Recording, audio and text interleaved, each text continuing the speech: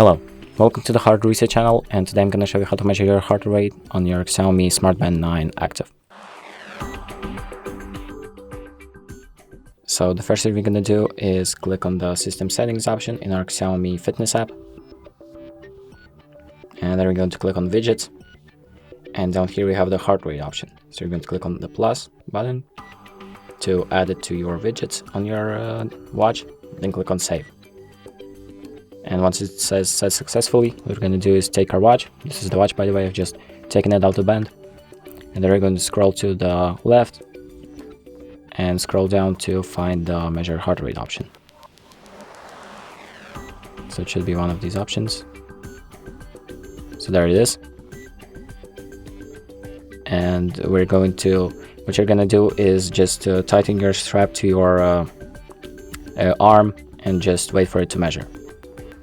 And that's about it. Thank you for watching, and make sure to like and subscribe.